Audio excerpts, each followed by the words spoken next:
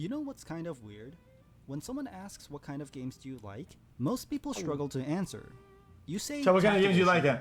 And they respond, oh, so you must like Counter-Strike, Valorant, and Rainbow Six Siege. And you say, actually only Counter-Strike. You say strategy games and someone recommends you Civilization, when you wanted something more like Hearthstone. Game genres are kind of broken. Hearthstone is more of a card game than it is a strategy game. I know it's the genre it is, but in terms of what player find it is the name of a game or genre, people say it's a card game a lot more than they'll say it's a strategy game. That's just what it is. Yeah, you're right, it's a strategy, but it's more of a card game. I believed. Anyway, not complaining. Anyway, I have liked the shirt you're wearing for like 5 years straight, and now we have AI, so could you do me a favor and full cam and show the shirt so I can ask for some replica, please? xQc. What the fuck? That's just it's an off-white... Every game has something that separates the good players from the bad ones. Sometimes it's pure skill. Your reflexes, your aim, your timing. Sometimes it's information. Knowing things the other person doesn't. Sometimes it's something harder to name. The mental side. Reading people. Yes. I also think that Clash Royale is more of a. I'm not even capping. I'm not repeating. Clash Royale is a card game. Then it's a card game first, and it's a strategy game second. Managing randomness and adapting on the fly. These aren't just different skills, they are fundamentally different kinds of gameplay, and most games mix them together it's a card in different amounts. So let me give you 3 words. Micro, meso, macro. Yeah. Now here's where it gets interesting. Hold on. A little uncomfortable. What if I told you the clearest way to understand what a game is actually testing is to think about how you'd cheat in it? What's if Meso? You wanted to completely break a game. New high-stakes game that I think you will like. Mortgage Roulette. Oh, look at it. Chat. I think he's right, but also kind of wrong. To make it trivially easy, what cheat would you use? The answer to that question tells you more about a game than any genre label ever could. So let's Whatever. put this to the I'll let him test. cook, but I don't think... What is micro? Micro is the small execution layer. It's your aim, your timing, your movement, your muscle memory. An example of a micro cheat looks like an aimbot. Perfect inputs every single time. Kind of. If a game can be broken by perfect execution, that's a micro game. Osu, Geometry Dash, Aim Trainers, and Tetris are a few examples.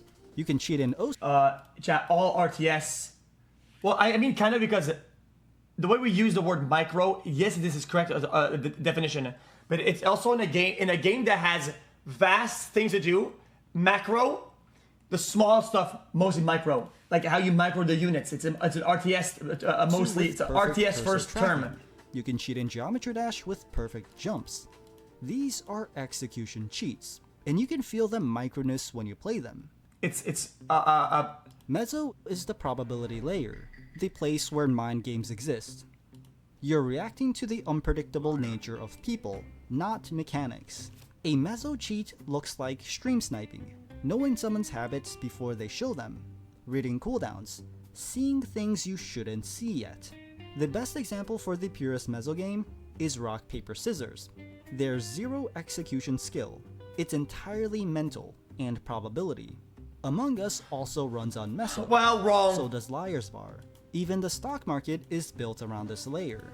If you wanted to cheat in Among Us, you'd stream snipe to know who the imposter is. If you wanted to cheat in stocks, you'd insider trade. Notice how none of these cheats involve executing anything better. Okay, this guy knows ball. Okay, hold on. This guy knows ball. You put Spy Party in there, that's a ball knower. Involve knowing something you shouldn't. Macro is the systems layer. It's your routing, your resource management, and your win condition. You can think of it like the mathematically correct way of winning the game. A macro cheat looks like a chess engine, economy automation, or you can imagine like a perfect coach telling you exactly what to do. Darren, ping it. Or I'll tell what your team to do. Team know what's up. Pure macro games Chat, imagine a macro cheat where it uses the in-game chat, right? And it tells your teammates what to do. Teemo should be pushing top lane. Ashe should be going middle and looking to ult a player. Darren, ping it. I mean, that'd be straight broken. We need to let our team know what's up. Pure macro games are almost mathematical puzzles. Think Factorio, Polybridge, Connect 4, Tic-Tac-Toe. Once you find the optimal solution, the game is solved. But here's where it gets really interesting. Most games aren't just one of these. Yeah, you have to mix There are it. combinations of them. And the combination tells you everything about what kind of game it is. So let's look at micro plus macro. These tend to be single-player precision games. You need to know the optimal solution and execute it fast. Think Rubik's Cube speedrunning, Mario 64, Jump King, and getting over it. If you were to have a perfect micro cheat in Elden Ring, you'd have perfect dodges. But if you were to have a perfect macro cheat, you'd use the mathematically optimal build. But there's one weird multiplayer outlier here. 8-ball pool.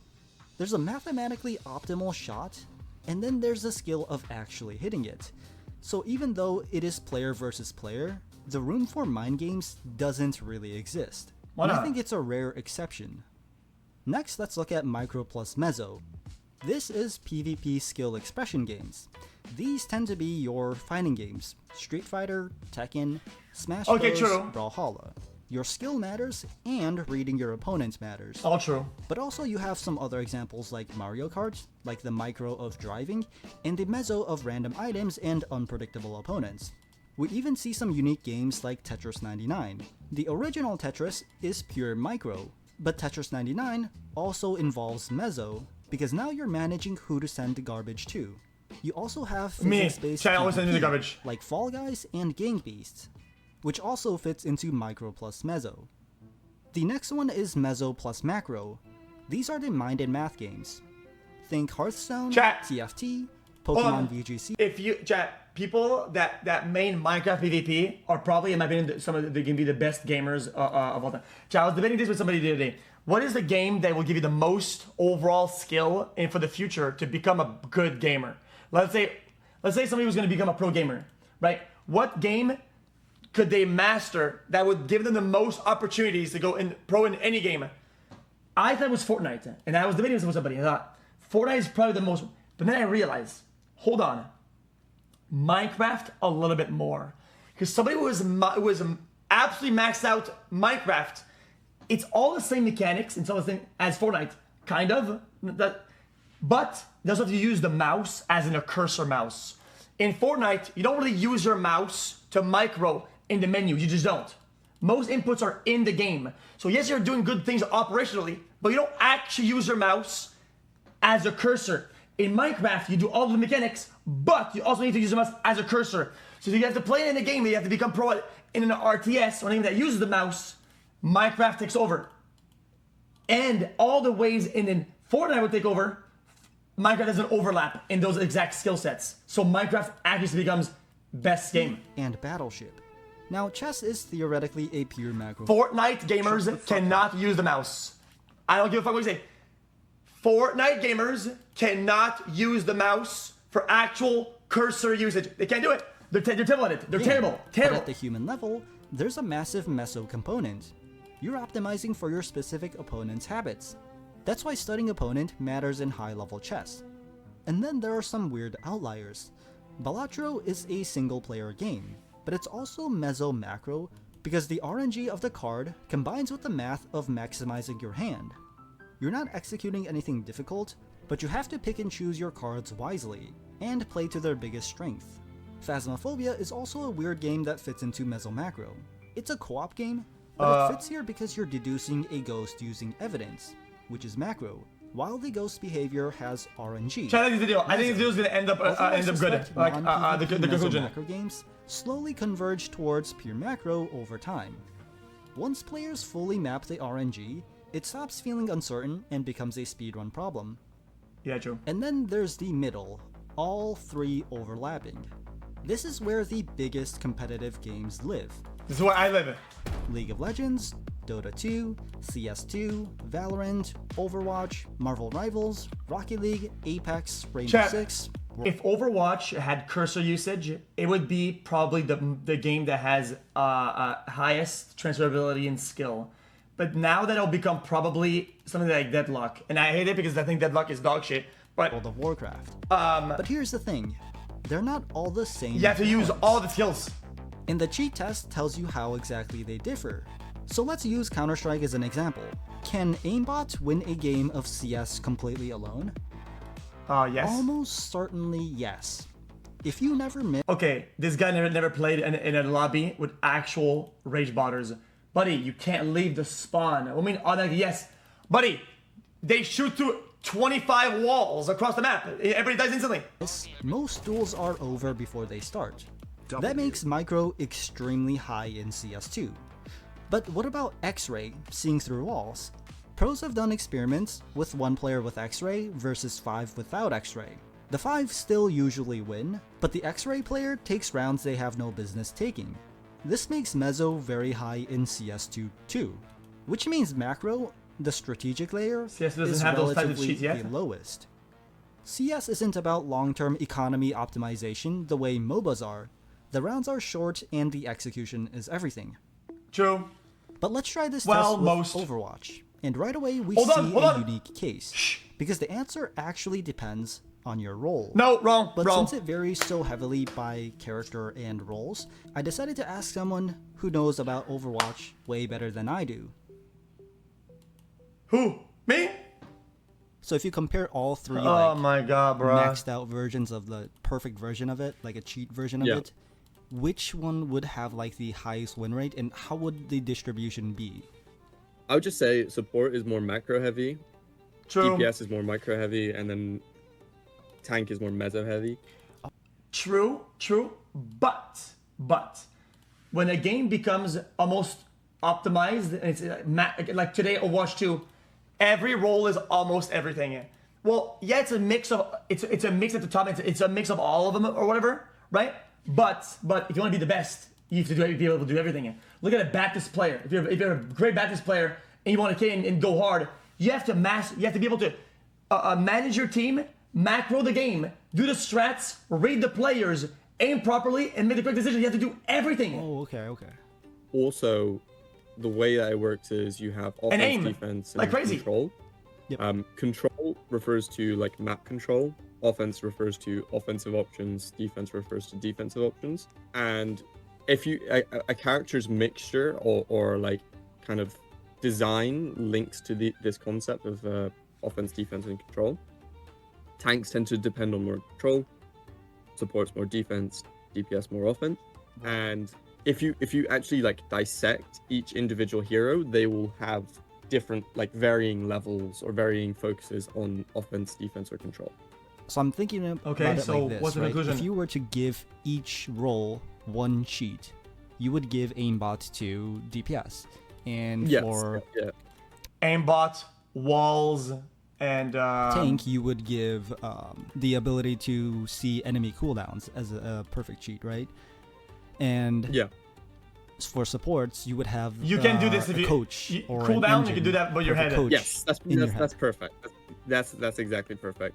And also, especially in Overwatch, because it's 5v5, because you only have one tank. Like, if you can win every duel as a tank, that's kind of like a free win for your team. But what about Apex? Apex sits remarkably balanced across all three. If you think about which player is most likely to win, a guy with perfect aimbot, a guy with perfect wall hacks, or a guy with perfect ring knowledge, all three actually has a pretty good chance of winning the game. If you have aimbot, you can easily kill anyone rotating, but any close range fight will tend to go either way. But with perfect wall hacks, aimbot is gonna useless, chat. Aimbot's useless. Genuinely, if you make bad calls, bad decisions, and you take a fight that another team is nearby, you can every single bullet is a headshot. It doesn't matter. You're getting killed by the other team because you have to reload. Just you reloading as a concept means that you automatically lost. The third party is already killed at that point. It's why this is true in a pure 1v1 or 3v3, but that's not what the game is. The game is, chat, ask any pro player of this game. This game is barely any actual real PvP shit. It's more about the way you engage PvP, the way you construct PvP. But you'll still lose to someone with good ring positioning. But even with perfect ring information, you could still easily die to someone who wants to contest that position. Yeah. Let's test this in a really unique game. Rocket League. I asked Pro Rocket League coach Luke on his answer to this thought experiment, and this was his response.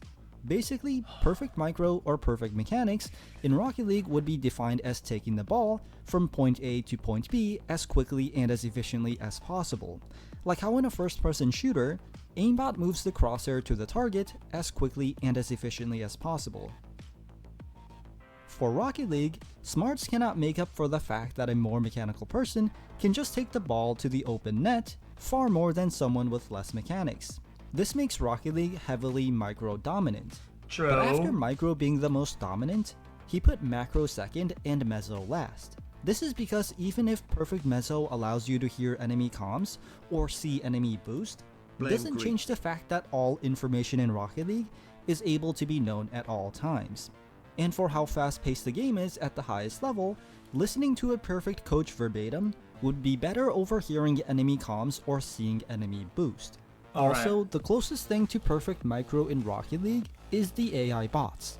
I came across footage of 3 semi-pro players versing 3 of the best Rocket League AI. I mean, chat, AI is just busted in this game. Oh my god.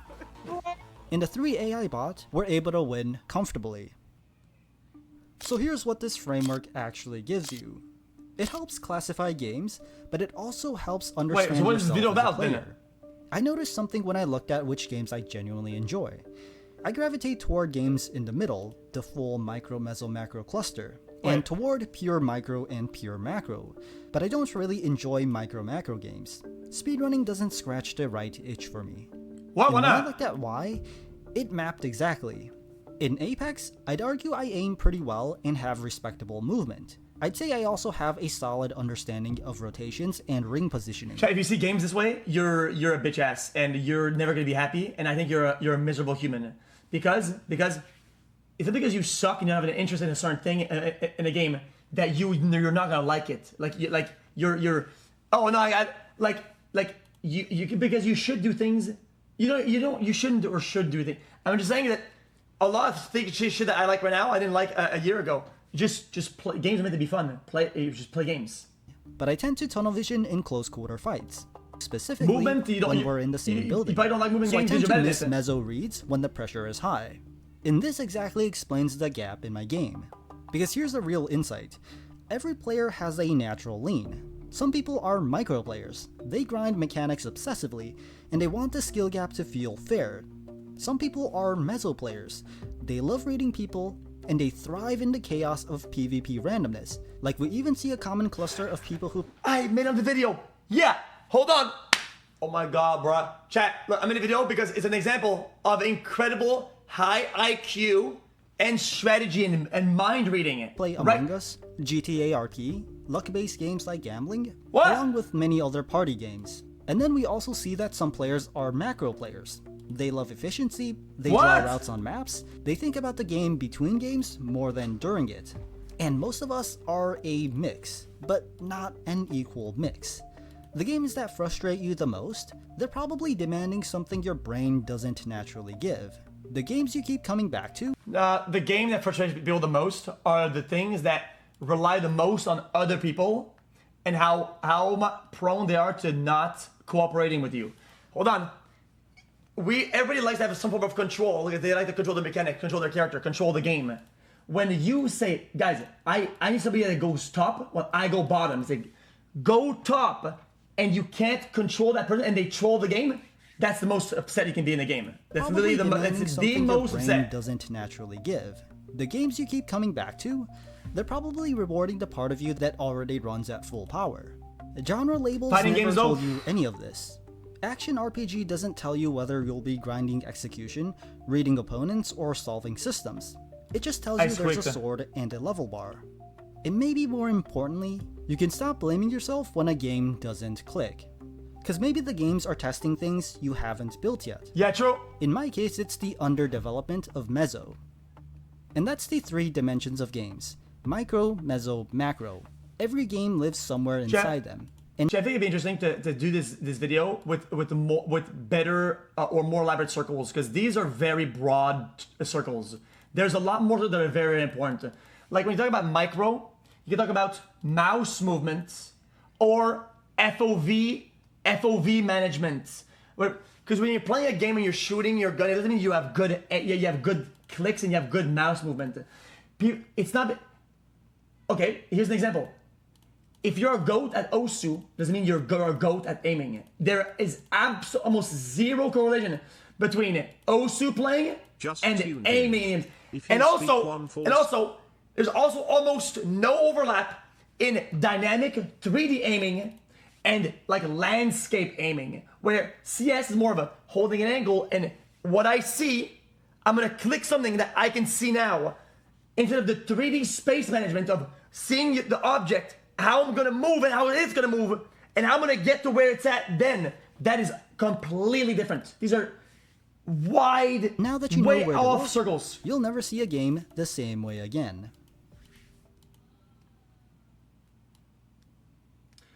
That the flick and go on target. There's any. This is our first ever. No, I mean you're wrong. Sorry. There's a reason why CS players couldn't go pro in Overwatch. The reason is they see the game as a very I'm here, I'm looking at the game, right? But that's not really how you have to interact with the game like Overwatch. It's a bunch of moving, floating pieces that are doing some 3D shit, and sitting there aiming is dog shit. Whatever, bro. I think that the best gamers of all time are going to be Minecraft players and Fortnite players. And Fortnite players can go pro in almost all genres except for very mouse, mouse on screen shit like League of Legends. If you remove all RTS and MOBAs out of the sphere, I think that a Fortnite pro can go pro in almost any game. If they really wanted to.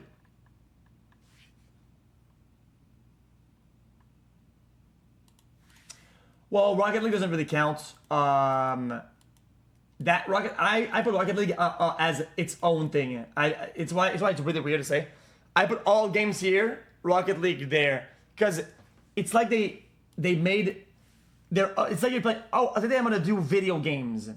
Today I'm gonna play Rocket League. Rocket League is one thing. It's separate. All my games are separate from everything else. You can't compare it. There's no transferability of any skill in it.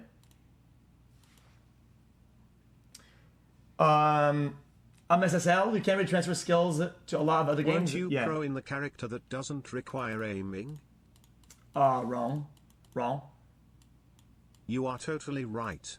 What a good take. Best streamer ever. xQcL. Yo, you might not see this, okay? But if you're playing Winston, okay? This is my crosshair, and this is my gun, okay? Sometimes the targets are like here, there. And I have to know in my head where do I have to place where it's gonna hit all 3 targets.